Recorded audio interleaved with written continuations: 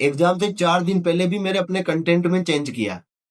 और मेरा कॉन्फिडेंस जब अच्छा हुआ जब 9 तारीख को भी वो पेपर में आ गया। अब आप सोचो जब वो 11 तारीख को पेपर में आ गया वो सवाल, तब उस समय मेरा कॉन्फिडेंस क्या होगा। क्यों आरपीएससी का जो पैटर्न है वो बदल भी गया है और बदला भी नहीं है। पेपरों के एनालिसिस से एक नई चीज देखने को मिली, यानी कि आप कोई सा भी पेपर उठा लो, 10 से 15% क्वेश्चन ऐसे होंगे जो किसी से भी नहीं होंगे। मैंने अपनी तैयारी को स्मार्ट स्टडी और सीमित कंटेंट में बदलते हुए आरपीएससी सेकंड ग्रेड जैसे बड़े एग्जाम के अंदर 200 में से 150 नंबर प्राप्त किए। साइकोलॉजी जैसे कठिन सब्जेक्ट में 20 में से 20 क्वेश्चन सही करके ये साबित कर दिया कि स्मार्ट स्टडी और शॉर्ट नोट से भी नंबर लाए जा सकते हैं। ये वीडियो अंत तक देखेंगे तो आपके समझ में आ जाएगा कि मैंने किस प्रकार से स्मार्ट स्टडी की और किस तरीके से मैंने जो शॉर्ट नोट्स बनाए थे, जिससे आप भी अपनी तैयारी को और ज्यादा बेहतर कर सकते। तो चलिए आइए देखते हैं।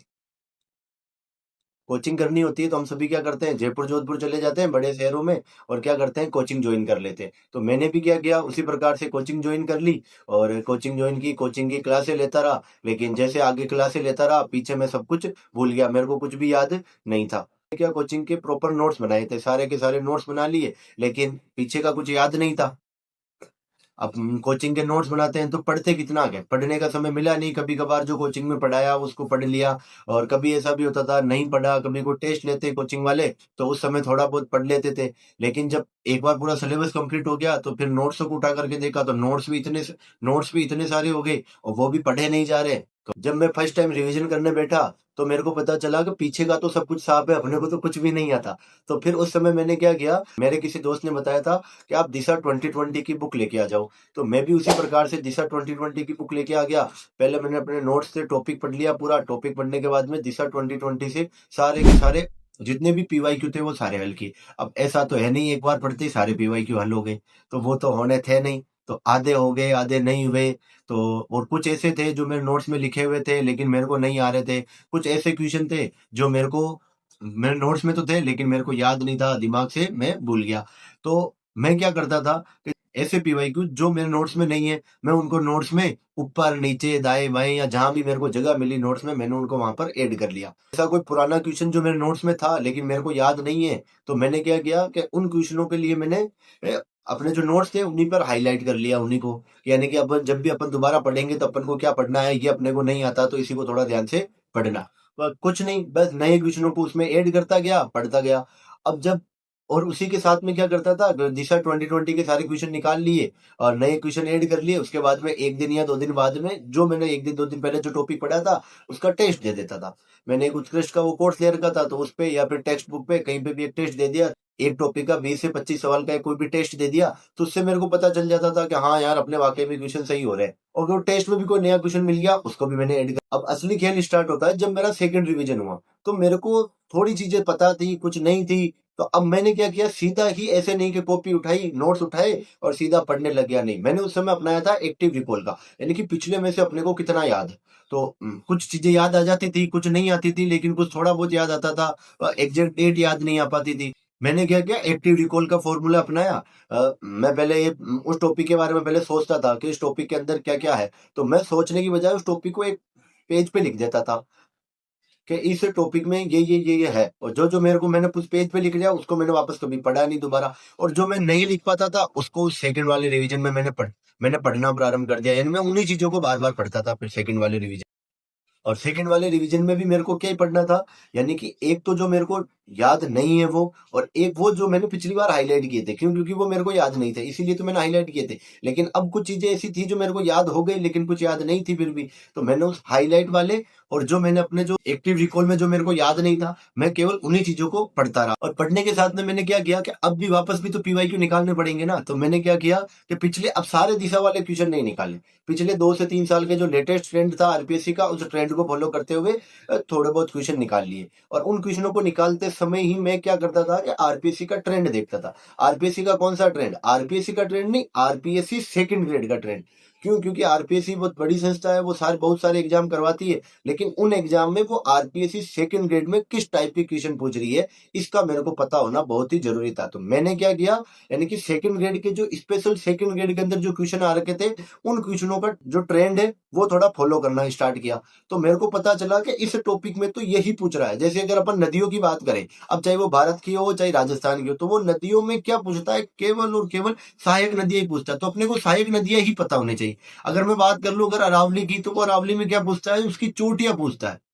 चोटियां पूछते हैं उसको, उत्तर से दक्षिण जमाओ, पूर्व से पश्चिम जमाओ, या फिर उनको ऊंचाई के हिसाब से बढ़ते हुए क्रम में, घटते हुए क्रम में, आरोही अवरोही क्रम में, इस प्रकार से वो क्या पूछता है। तो मैंने इस प्रकार से सेकंड ग्रेड का ट्रेंड एनालाइज किया कि सेकंड ग्रेड में वो क्या पूछ रहा है।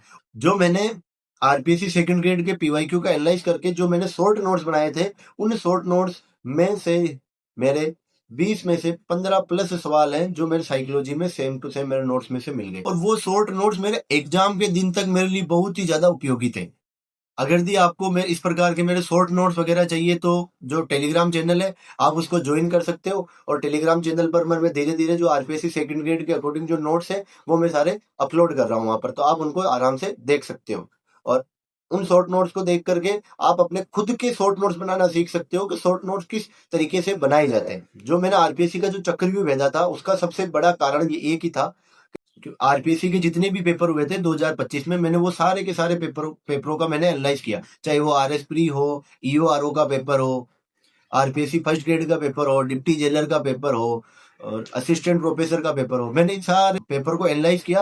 और एनालाइज करने के बाद में जो आरपीएससी सेकंड ग्रेड जो 2024 में संस्कृत शिक्षा विभाग का पेपर हुआ था, उसका भी एनालाइज किया कि इन दोनों पेपरों में क्या डिफरेंस।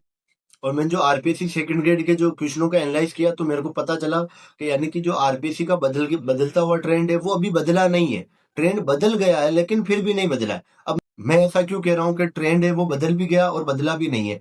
आरपीएससी का जो ट्रेंड है वो ये बदला है कि उन्होंने क्वेश्चन पूछने का जो पैटर्न था वो चेंज कर दिया। पहले वो वन लाइनर पूछते थे, अब वो कथन निष्कर्ष वाले, असत्य असत्य वाले, मिलान करो वाले ऐसे सवाल पूछ रहा है, या असुमेलित वाले इस तरीके के सवाल पूछ रहा। पहले केवल वन लाइनर पूछ रहा था। लेकिन आरबीएससी का एक ट्रेंड है वो अभी भी वो का वही कि आरबीएससी जहां से पहले पीवाईक्यू से जहां से पहले क्वेश्चन पूछती थी, आज भी वहीं से क्वेश्चन पूछ रही है।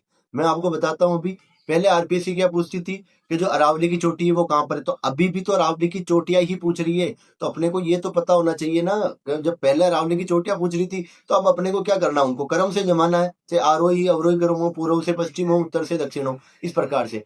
पहले भी आरपीएससी गिलफोर्ड का 3 आयामी मॉडल पूछ रही थी, और अब भी आरपीएससी गिलफोर्ड का 3 आयामी मॉडल पूछ रही। लेकिन पहले जो पूछने का उसका तरीका था और अब जो पूछने का तरीका, उन दोनों में डिफरेंस है।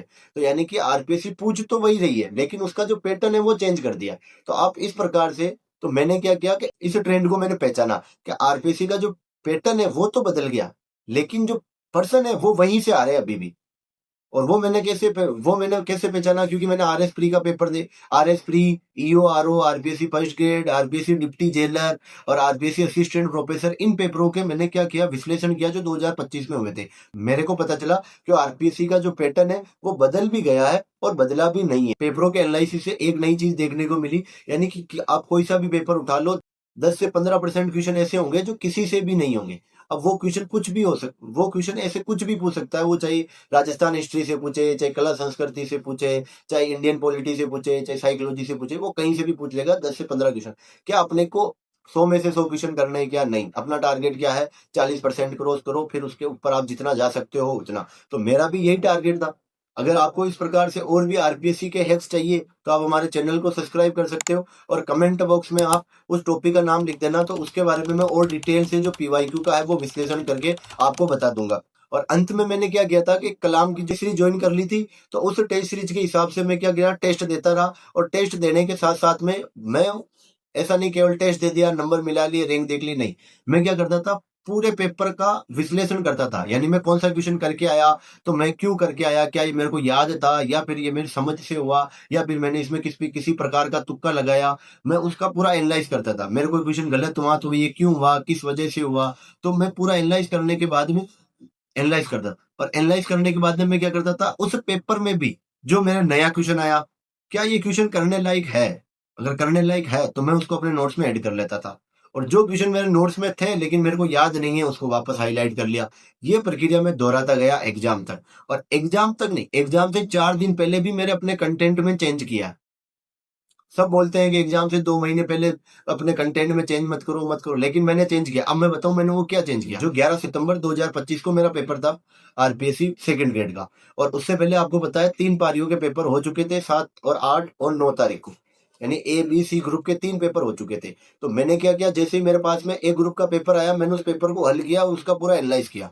तो मेरे को पता चला कि जो साइकोलॉजी जैसा सब्जेक्ट है या फिर और भी कोई दूसरे सब्जेक्ट है, उसमें कोई जो नया टॉपिक है उससे पहली बार ही क्वेश्चन आ रहा है। जैसे जैसे जो साइकोलॉजी में एक रचनावादी है, रचनावादी मॉडल है, उससे आज तक कभी भी क्वेश्चन नहीं पूछा है पीवाईक्यू में, सेकंड ग्रेड के अंदर। तो आज तक किसी भी कोचिंग वाले ने उनको नोट्स में लिखाया नहीं, ना समझाया। बुक में सब में मिल जाएगा, लेकिन किसी ने नहीं समझा। तो मैंने क्या किया, जो मेरे पास में जो बुक थी, तो मैंने क्या किया, उस बुक में से उस टॉपिक को ढूंढा, और उस टॉपिक को ढूंढने के बाद में अपने जो नोट्स थे, कौन से नोट्स, जो मेरे शॉर्ट नोट्स थे, मैंने उसमें उस टॉपिक को ऐड कर लिया। और फिर जब मैं अगले 8 तारीख वाला जो पेपर देखा, तो उसमें भी सेम टू सेम ये क्वेश्चन था। तो फिर मैंने जो 5P मॉडल था, 5P मॉडल के साथ में एक 7E मॉडल और होता है, और वो भी रोजर वाइकी का ही होता है।